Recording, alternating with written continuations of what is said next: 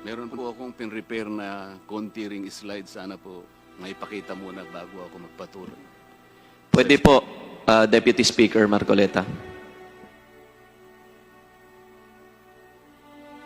Law, ibig sabihin batas. So kaya ginawa ang batas sa isang democratic country na kung nasaan tayo ngayon is para maging pantay-pantay ang lahat ng tao. Sa classroom may batas, bawal lumabas o bawal lumabas. Pero pag sinabing pag nag-comply ka na bawal lumabas, pero may ginawa ka sa pinagbabawal nila, inayos mo yung law ng classroom nyo at sinabmit mo ulit, ay pwede nang pala ikaw lumabas. Mr. Speaker, No. my distinguished colleagues, hindi po nag-comply sa batas ang ABS-CBN, kaya hindi po sila pwedeng lumabas at magpalabas. Those opposing the franchise application of ABS-CBN will show with clear and convincing evidence that ABS-CBN did not comply with the terms and conditions of its franchise, as well as our laws and the Constitution. In fact, they will show in the succeeding hearings of the Committee on Legislative Franchises that ABS-CBN deliberately and with impunity violated the conditions of its legislative franchise and more so of our laws and the Constitution. Matagal na po kasi ang mga aligasyong ito. Hindi mamatay-matay, lumulutang sa internet, nasa labi ng mga Pilipino. Hindi seryosong binigyan ng pansin. Bakit po? Ikom ang bibig ng may kakayahang magsiwalat nito dahil takot sa maimpluwensyang network na kayang sirain ng tao, kandidato man o hindi. Salamat at ganap na nanindigan si Speaker Alan Peter Cayetano at hindi inalintana ang mga tuliksa sa kanya at pinayagan niya na magkaroon ng patas, bukas at malawak ang pagdinig sa mga aligasyong ito katulad ng nagaganap sa araw na ito. Ang banggit nga po sa John 8:32 ay ganito, "And you will know the truth, and the truth will set you free." Violation of the Constitution. Number 1, franchise is longer than 50 years.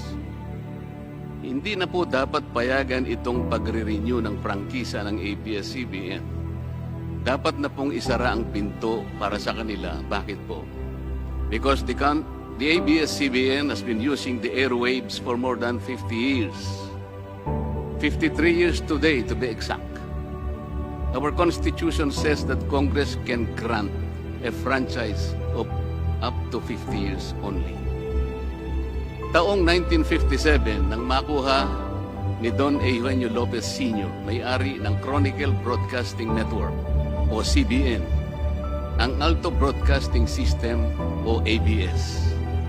Simula po noong 1967 ay naging ABS-CBN na po ang tawag dito dahil sa merger ng ABS at CBN. Kung susumahin po natin ang prangkisa nito simula noong 1967, ay 53 taon na po itong gumagamit ng airwaves magpahanggang ngayon. 63 years naman po kung susumahin natin mula po ng pagkakakuha ng CBN sa ABS noong 1957. The Committee on Legislative Franchises should not allow itself to be used by ABS-CBN to again circumvent the Constitution and violate the categorical 50-year limitation imposed on franchises. Hindi na po dapat buhayin muli ng Kongreso ang prangkisa ng ABS-CBN sapagkat ayon po sa ating saligang batas, ang buhay ng prangkisa ay hindi dapat lumampas ng 50 taon. It's a revolution. Siguro po may mga ngatwiran at sasabihin ng ganito. Sinara naman nung martial law ang ABS-CBN. Hindi po ba? Dapat huwag bilangin ang panahon na yun. Tanggapin po natin sandali na isinara nga ang ABS-CBN simula Setyembre 23, 1972, pagkatapos na ideklara ang martial law. Pero hindi po ba nagbukas din ito agad matapos na ito ay mabawing muli ng pamilya Lopez noong EDSA Revolution?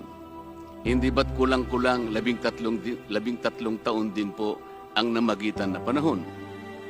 So let's assume that we subtract 13 years from the 63 years that ABS-CBN has been in operation starting 1957 when CBN acquired ABS. Hindi ba't 50 taon din po ang magiging resulta?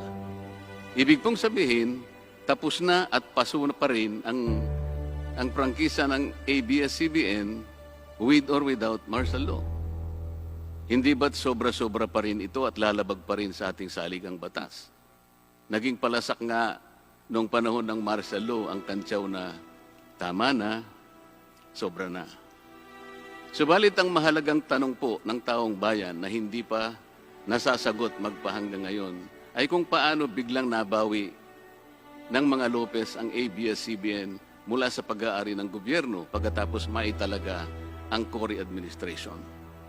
Sinulatan po noon ni dating Senador Lorenzo Tanyada ang Presidential Commission on Good Government na isoli na sa mga Lopez ang ABS-CBN kahit may arbitration pang nagaganap sa pagitan ng pamahalaan at ABS-CBN. Na i-turn over po agad ang istasyon ng ABS-CBN sa mga Lopez sa kabila ng wala pang pagtukoy sa tunay na pagmeme-ari nito ayon sa kautusan sa Board of Administrators na binuo sa Letter of Instruction number 1 ni Pangulong Cory Aquino.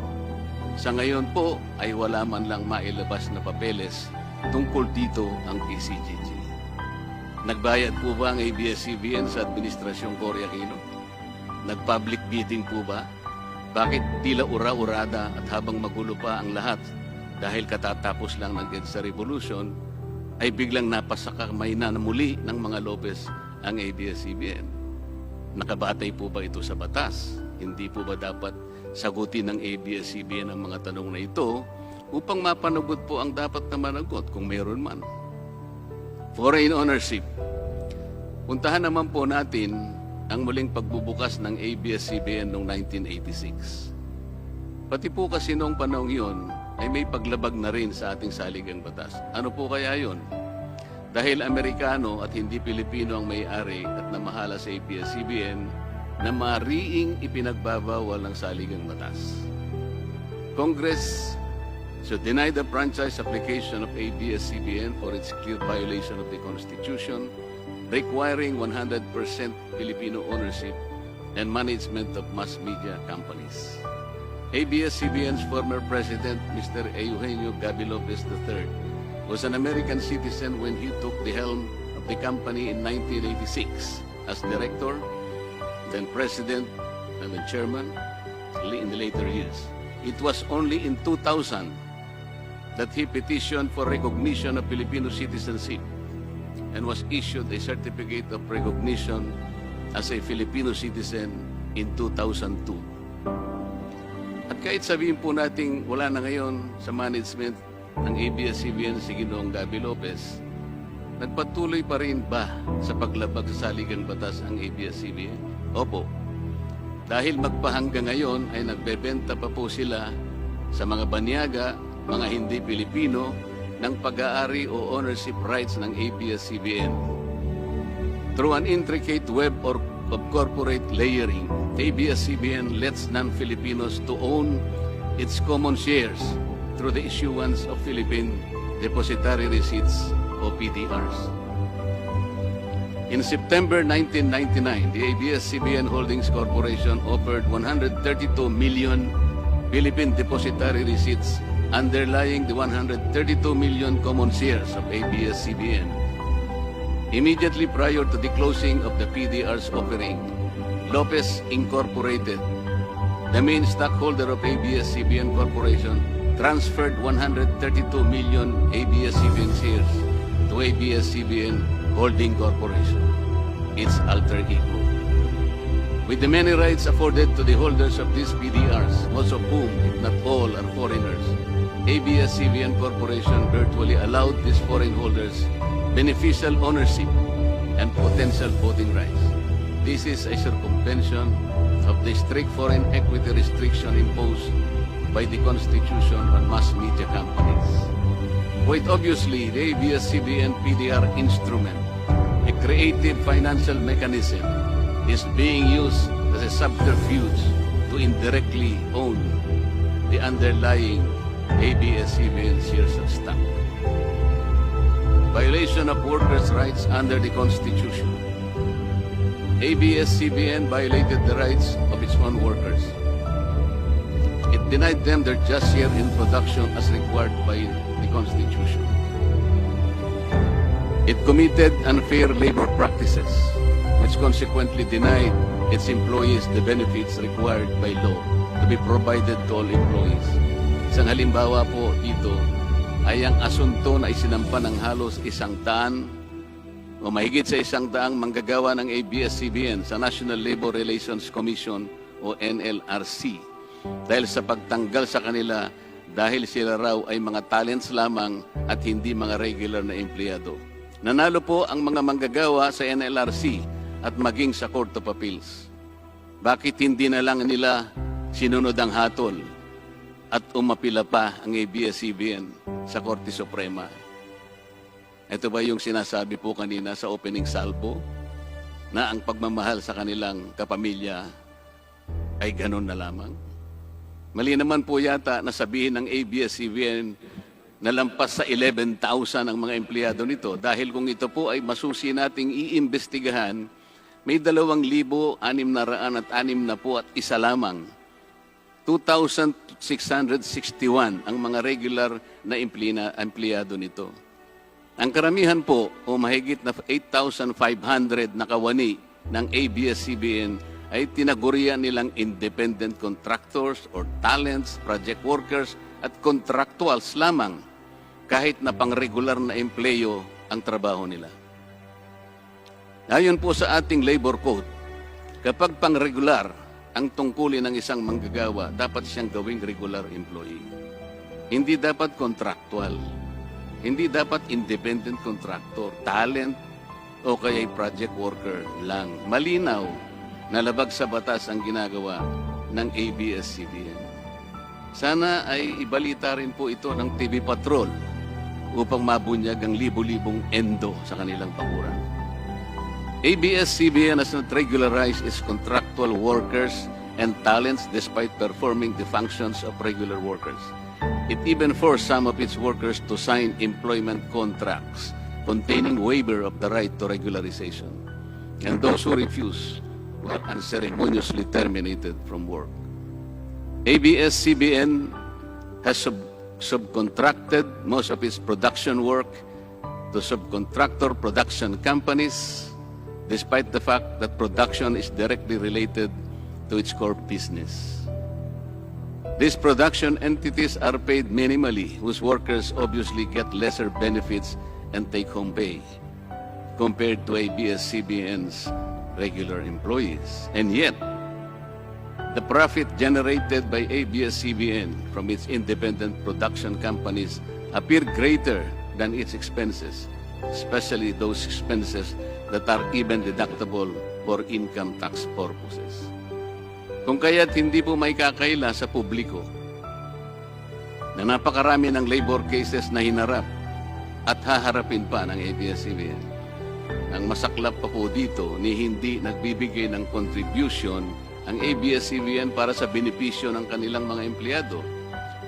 Dahil po sa 2,661 lang ang regular employees nito, ang mga ito lang ang may benepisyo. Ang iba po na mahigit 8,500 na nagtatrabaho sa ABS-CBN ay wala po ni katiting na government-mandated benefits na natatanggap katulad ng SSS, PhilHealth o kaya Pag-ibig.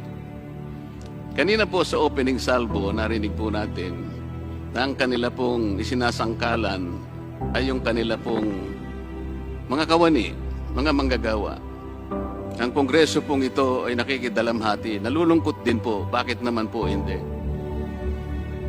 Kung pwede po nating ipaghalimbawa, sandali lamang po, ang ABS-CBN sa isang jeepney driver. Alam po niya na wala siyang prangkisa. Nagsakay po siya ng napakaraming pasahero. Yung mga pasahero naman po, bago sumakay doon, hindi naman niya tatanungin sa driver, Mamang driver, mamang chopper, kayo po ba ay may prangkisa? Yung rota po ba ninyo, pinapayagan yan? Wala pong nagtatanong na gano'n kasi mabilisan eh. Pare-pareho pong nagmamadali. Ano pong masita siya ng LTFRB? Gagamitin po ba nung driver na yon o nung taxi driver na yon o yung bus operator na yon? Kawawa naman po yung pasahero namin kung patitigilin mo ako ngayon. Meron pong pupunta sa ospital, meron pong pupunta sa trabaho, meron pong pupunta sa eskwela. Napakarami pong gawain itong mga taong ito. Ito po ba ang ibibigay po ninyong halimbawa? Hindi po ba dapat kayo muna ang kauna-unahan na nag-isip ng kapakanan nila? Ilagay ninyo sa magandang kalagayan ang pagpapatupad ng prangkisa ninyo at wala pong malalagay sa alangan. Huwag po ninyong isasangkalan ngayon ang inyong mga manggagawa at kani-kanilang pamilya. Hindi po ganon. Sasagutin po ninyong aligasyon na ito, hindi po sa pamamagitan ng emotional appeal.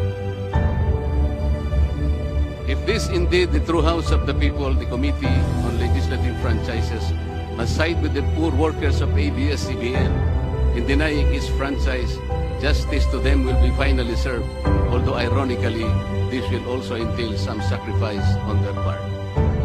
Political bias. ABS-CBN has been biased and partisan in favor of particular candidates and against certain candidates during the 2010 and 2016 presidential elections, contrary to the terms of its franchise and in violation of the Omnibus Election Code. Hindi naman po lingid sa kalaman ng marami, kung hindi man lahat, kung paano naging pro Noynoy Aquino ang ABS-CBN noong 2010 at pro Grace po at Leni Robredo naman noong 2016. It is also a matter of record that ABS-CBN failed to air some of President Duterte's political advertisements during the 2016 campaign period, despite receiving the payment for said political ads. Ang masakit po dito, kung hindi pa sila pinigilan ng korte sa pamamagitan ng isang TRO, ay nakahanda na palang ipalabas ng ABS-CBN sa bisperas mismo ng pagtatapos ng campaign period ng 2016 presidential elections. Ang mga anti-Duterte advertisements na binayaran ng isang dating senador, sinadya ang timing para hindi bigyan ng pagkakataong makasagot pa si Mayor Duterte na noon ay kandidato bilang presidente. Mabuti na lamang at napahinuhod ng ang korte ng petisyon ni Speaker Alan Peter Cayetano na noon po ay Vice Presidential Candidate ni Pangulong Duterte at dagliang nag-issue ng TRO ang korte sa ABS-CBN. It is now a public knowledge that President Rodrigo Duterte and Speaker Alan Peter Cayetano expressed their disappointments over ABS-CBN's unfair reportings and meddling in previous elections. For those opposing the franchise application, hindi na po dapat payagan ng ABS-CBN na muling pakialaman ang politika sa ating bansa. Panahon na para ang taong bayan ang pumili ng mga namumuno na gusto nila at hindi ang napipisil ng ABS-CBN. Paalala lang po sa ABS-CBN, you are a broadcasting company, not a political kingmaker. Either you play ball or you play fair. Multiple channels in one franchise. Mga kababayan, inabuso po ng ABS-CBN ang kanilang prangkisa. Sa hindi nila may paliwanag na dahilan o maaari namang sinadya na gamitin ang kanyang prangkisa para sa isang channel lamang, pero gumamit pa ng ibang prangkisa ng telekomunikasyon na hindi naman pang broadcast upang mas kumita at makapagbenta sa pamamagitan ng maraming channels. ABS-CBN violated the terms and conditions of its franchise by offering its TV Plus boxes for a one-time fee but using the free-to-air signal authorized in the franchise granted by Congress at no cost to ABS-CBN. Tubong lugaw, ika nga. But this practice of ABS-CBN without permission from Congress of the National Telecommunication Commission is killing the cable industry, which depends on monthly based subscription of its clientele. At bukod po sa pagbebenta ng TV Plus box sa publiko, sa Kapamilya Box Office Channel na nakapaloob dito, ay nagawa pang maningil ang ABS-CBN sa bawat pelikulang gustong mapanood ng publiko sa KBO Channel. Ibinenta na nga ang TV Plus box, ibinenta pa rin ang mga palabas na pwedeng mapanood sa TV Plus box. Dobleng tubong lugaw na po ito. Hindi po saklaw ang mga ito sa prangkisa na ipinagkaloob ng Kongreso sa ABS-CBN.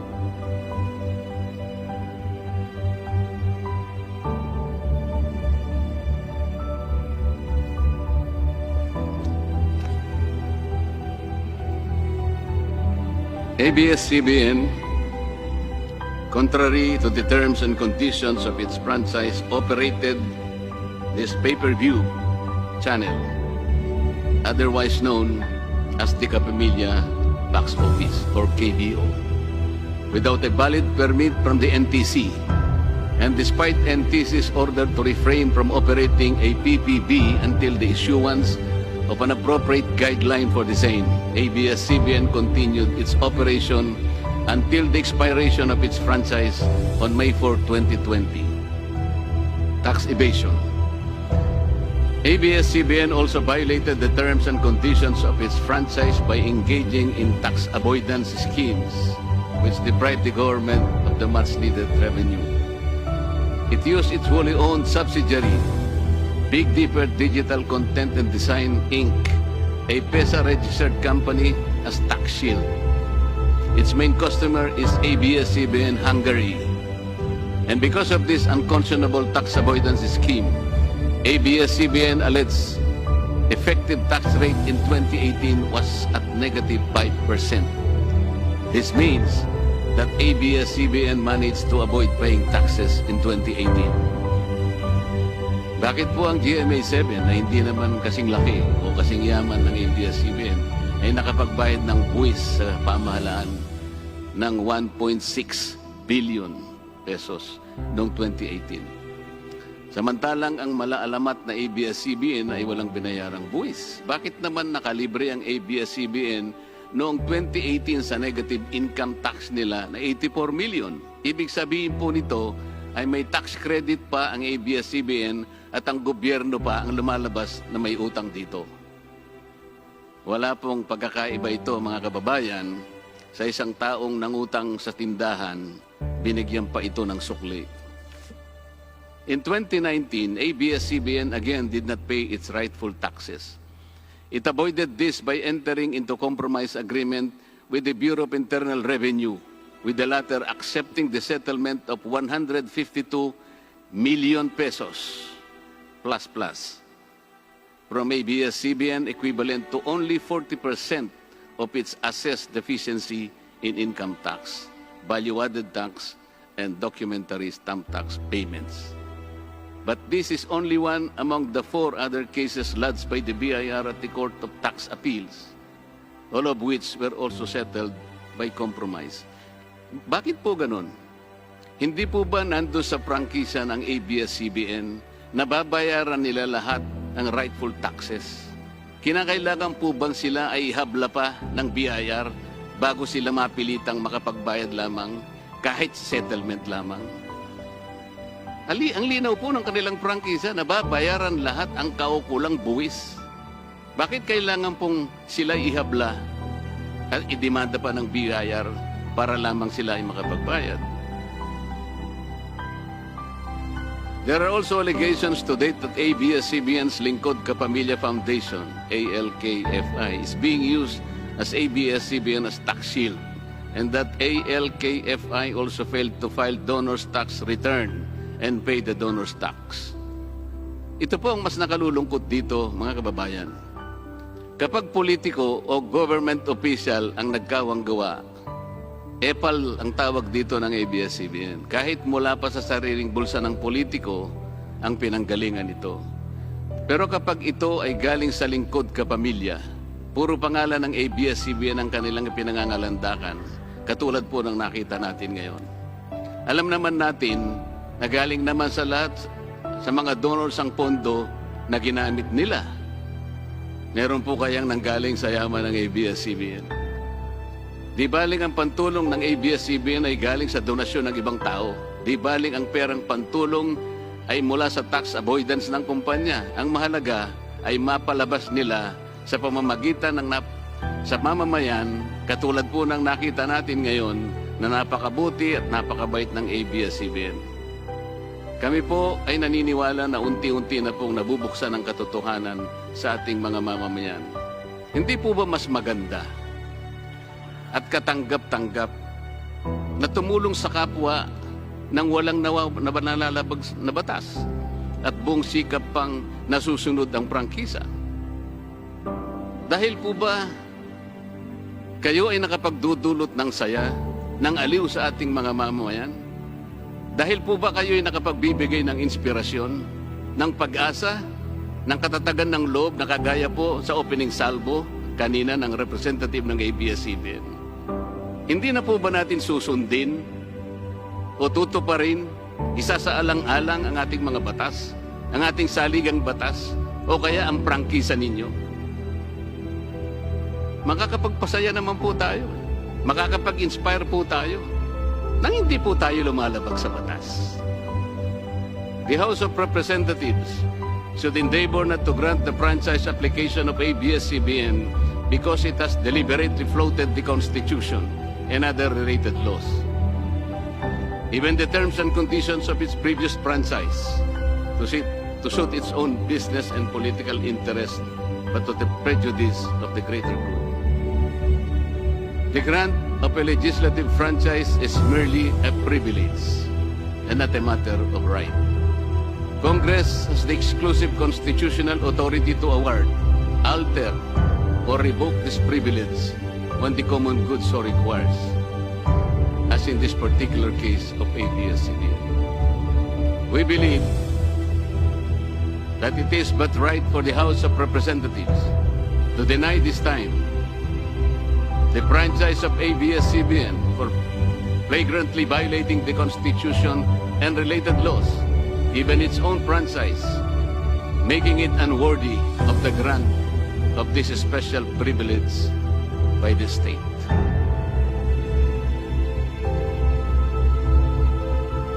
Alam mo kung sino lang ang pinakamatinding magiging kalaban ni Ricardo? Sino? Ako, kabahan ka kay Ricardo. Ang pinakakalaban ni Ricardo.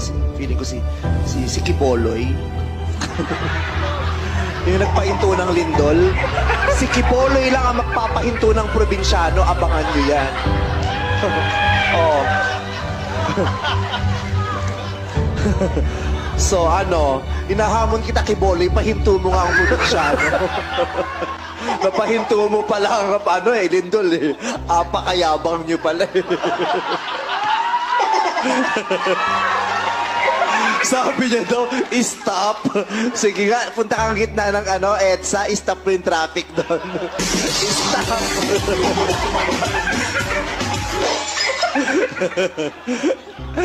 Iba ka, Kiboloy. Alam mo kung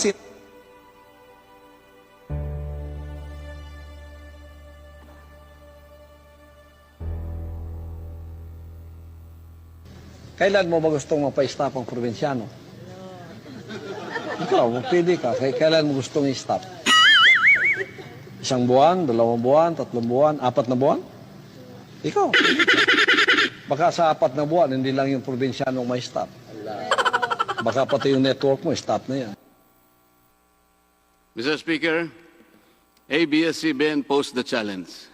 Obviously, the challenge was accepted. There is no reason to complain. Maraming salamat po.